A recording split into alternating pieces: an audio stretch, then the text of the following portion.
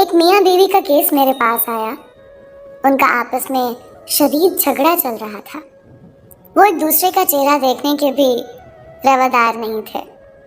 جب وہ دونوں میرے آفس میں داخل ہوئے تو میں نے دونوں کے چہرے پر سخت کشیدگی دیکھی۔ میں نے ان دونوں کو بیٹھنے کے لیے بولا۔ جب وہ بیٹھ گئے تو میں نے بولا کہ اب آپ بتائیں آپ کو کیا مسئلہ ہے؟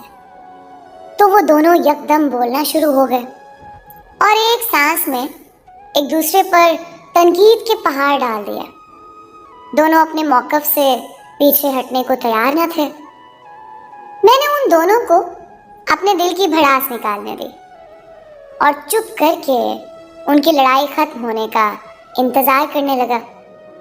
جب دونوں بول بول کر تنگ آ گئے تو میں نے انہیں بولا کہ اچھا یہ تو لڑائی اور خامیوں والی کہانی ہو گئی، اب ایک دوسرے کی خوبیاں بیان کرو۔ تم دونوں کو ایک دوسرے میں کیا کیا باتیں پسند ہیں؟ دونوں بالکل خاموش ہو گئے۔ بہت دیر تک دونوں نے کچھ نہیں بولا۔ مجھے سمجھ آ گئی کہ ان کو ایک دوسرے پر اتنا شدید غصہ ہے کہ ایک دوسرے کی کوئی اچھی بات یاد ہی نہیں ہے اور نہ ہی وہ یاد کرنا چاہتے تھے۔ میں نے ایک ایک کاغذ اور پین دونوں کو تھما دیا اور میاں بیوی کو بولا کہ اپنے اپنے کاغذ پر ایک دوسرے کی خوبیاں تحریر کرو۔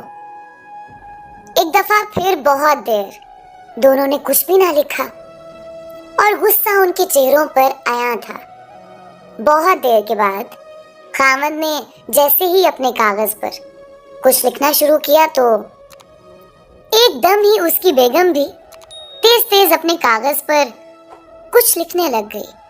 لگ رہا تھا کہ ابھی بھی دونوں مقابلے پر اپنا اپنا کاغذ بھرنے بیٹھ گئے ہیں۔ جب انہوں نے لکھ لیا تو بیوی نے اپنا کاغذ مجھے تھمایا۔ میں نے اسے واپس کرتے ہوئے بولا کہ اسے اپنے شوہر کو دو، وہ خود ہی پڑھے گا۔ بیوی نے اسے دے دیا اور اس کا کاغذ لے لیا۔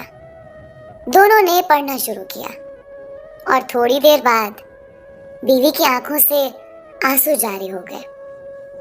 وہ دونوں ایک دوسرے کی تعریفیں پڑھ کر بہت خوش ہوئے۔ کمرے کی فضا ایک دم تبدیل ہو گئی تھی۔ ایسے لگ رہا تھا جیسے ان دونوں کی کبھی لڑائی ہی نہ ہوئی ہو۔ میرا فرض پورا ہو چکا تھا۔